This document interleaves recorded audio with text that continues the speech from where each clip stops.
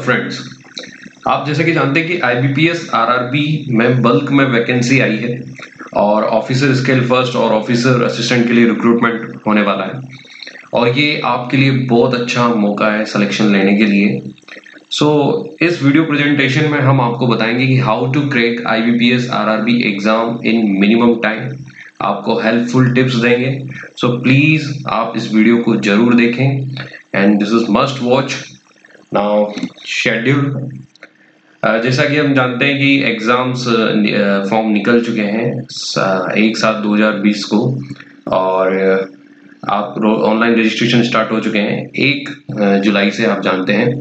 और इसके लिए जो पेमेंट की जो लास्ट डेट है वो 21/7/2020 तक आप कर सकते हैं लास्ट रजिस्ट्रेशन। तो अभी भी अपने पास 4 से 5 दिन बाकी है। Download of call letter for pre examination training आप कर सकते हैं 12 अगस्त तक, और जो उसकी ट्रेनिंग कंडक्ट होगी वो लगभग 24 से 29 तक कंडक्ट होगी अगस्त। एंड जो प्रिलिमिनरी एग्जाम होंगे वो ऐसा कहना है अकॉर्डिंग टू आईबीपीएस कि वो अगस्त में होंगे, और जो ऑनलाइन एग्जामिनेशन है प्रिलिमिनरी वो सितंबर या अक्टूबर में होंगे। तो पर फिर भी मैं आपको ये कहना चाहूंगा कि अभी कोरोना के चलते हुए हम ये नहीं कह सकते कि ये एग्जाम अगस्त या सितंबर या अक्टूबर में होंगे, ये आगे या पीछे भी हो सकते हैं। हर तरीके से आप इस एग्जाम के लिए तैयार रहें। दूसरी बात कि जो प्रिलिमिनरी का एग्जाम का जो रिजल्ट होगा वो अक्टूबर में ही आ जाएगा। इसके अलावा फिर मेन एग्जामिनेशन है वो भी ये अक्टूबर नवंबर में बता रहे हैं, और जो इसके अलावा उसका रिजल्ट भी अक्टूबर नवंबर में बता रहे हैं कुल मिला के। और जो उसका इंटरव्यू भी कंडक्ट होगा वो भी अक्टूबर या नवंबर में ही होगा, और जो प्रोविजनल अलॉटमेंट है वो जनवरी में है। तो आपको इस शेड्यूल से ये नजर आ रहा है साहब कि ये जो वैकेंसी निकली है इनको कितनी ज्यादा जरूरत है। मतलब बहुत जल्दी एग्जाम होने वाला है, बहुत जल्दी इंटरव्यू होने वाला है, और बहुत जल्दी ही आपको प्रोविजनल अलॉटमेंट भी मिलने वाला है।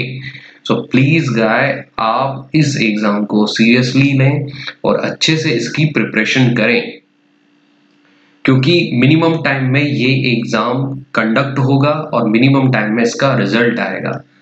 प्लीज गाइज, ये आपके लिए अच्छा है। इसके अलावा कोरोना से आगे पीछे भी हो सकता है, तो उसके लिए भी आप तैयार रहें।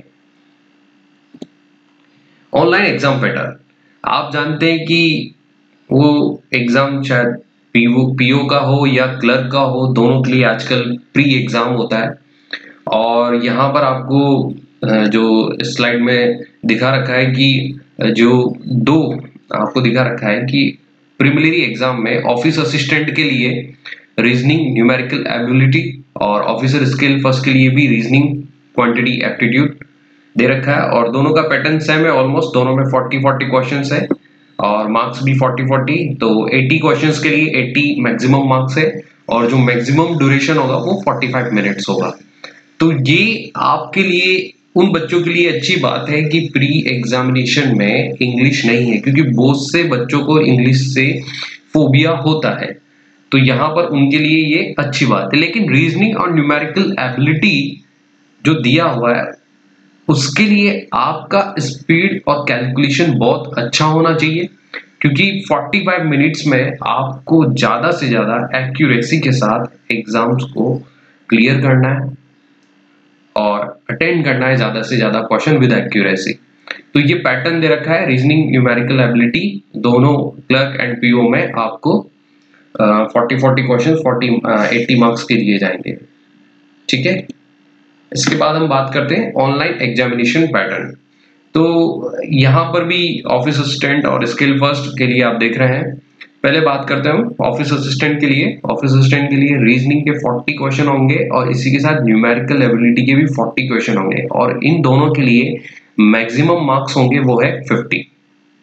इसके अलावा हम बात करते हैं कंप्यूटर नॉलेज, जिसके लिए मैक्सिमम क्वेश्चन होंगे 40 और नंबर ऑफ जो क्वेश्चंस होंगे वो 40 और मैक्सिमम मार्क्स होंगे 20।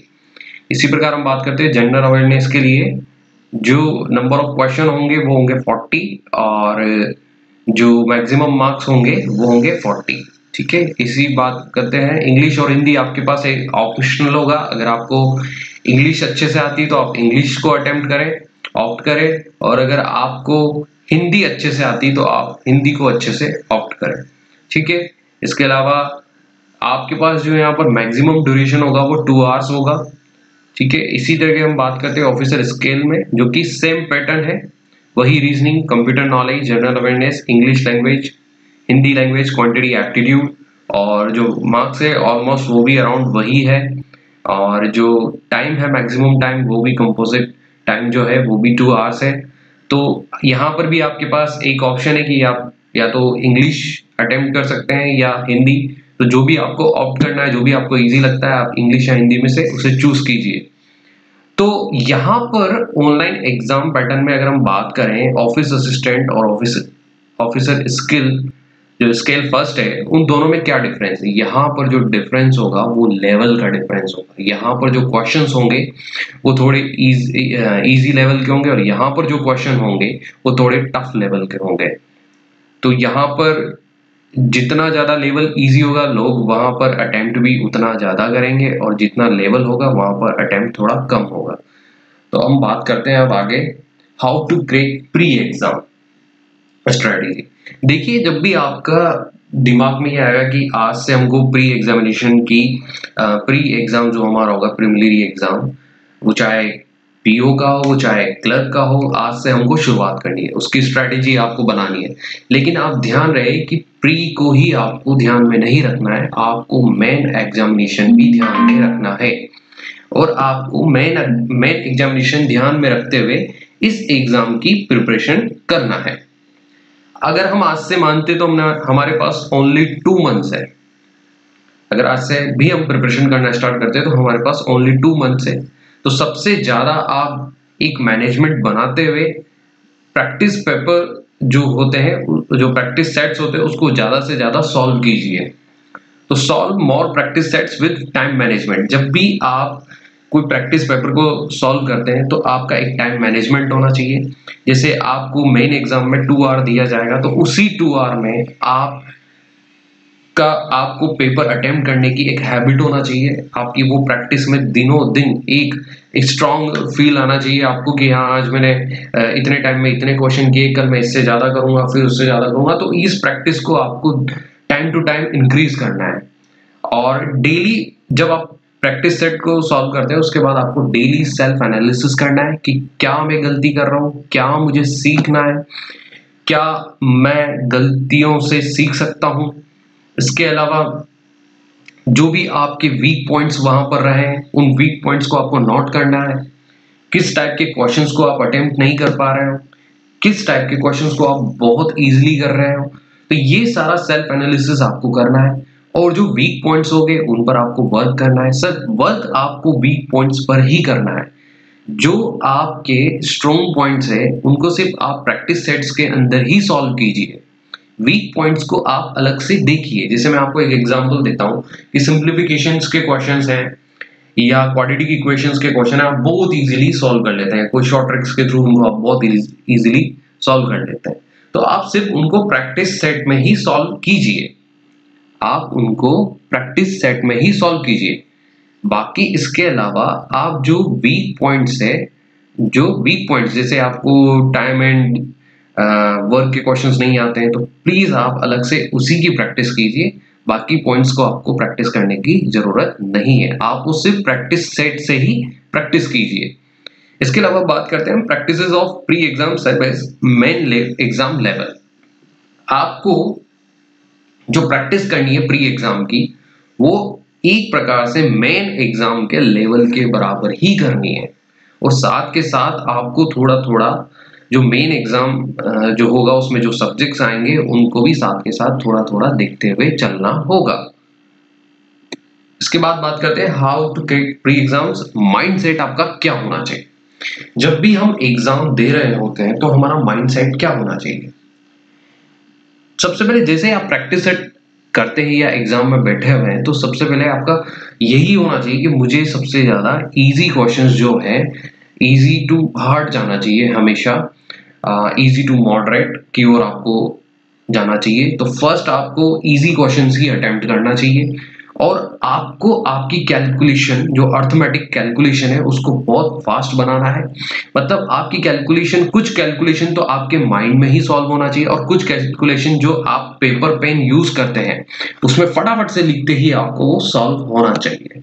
तो सबसे पहले आपको इजी क्वेश्चंस अटेम्प्ट करने हैं, कैलकुलेशन को फास्ट बनाना है और ज्यादा से ज्यादा आप स्क्रीन पर सॉल्व करने की जगह आप उसको पेपर पेन से फास्ट सॉल्व कीजिए। तो आपको उससे क्या होगा कि आपका जो माइंड सेट है वो इंक्रीज होगा, आपका कंसंट्रेशन पावर और इंक्रीज होगा। और don't take risk for unknown question. जो क्वेश्चंस आपको नहीं आते हैं, आपको डाउट लगता है, प्लीज आप उन क्वेश्चंस को अटेम्प्ट मत कीजिए, क्योंकि उससे आपकी एक्यूरेसी मेंटेन नहीं होगी, उससे आपकी एक्यूरेसी खराब होगी। तो आपको ज्यादा से ज्यादा क्वेश्चन अटेम्प्ट करते हुए उनको सही और करेक्ट करना है, इससे आपकी हाई एक्यूरेसी मेंटेन होगी। इसके बाद बात करते हैं ना लास्ट मिनट गेम चेंजर। कभी कभी क्या होता है कि हम क्वेश्चंस को बहुत जल्दी कर लेते हैं, कुछ क्वेश्चंस हम छोड़ देते हैं, लेकिन अधिकतर वो बच्चे उस एग्जाम को क्रैक करते हैं जो लास्ट मिनट कुछ टफ क्वेश्चंस, हर बच्चा जो होता है वो इजी क्वेश्चन सबसे जल्दी कर लेता है और लास्ट में जो कुछ टफ क्वेश्चंस होते हैं उसमें से जितने ज्यादा क्वेश्चंस हम सही निकाल पाते हैं वही लास्ट मिनट गेम चेंजर होता है। तो उस चीज के लिए भी आपको प्रैक्टिसाइज होना पड़ेगा, आपको ज्यादा से ज्यादा प्रैक्टिस करना पड़ेगा। इसके बाद करते हैं हम how to crack main exam. मान लीजिए आप प्री एग्जाम क्लियर कर लेते हैं, अब आप आते हैं मेन एग्जाम की ओर।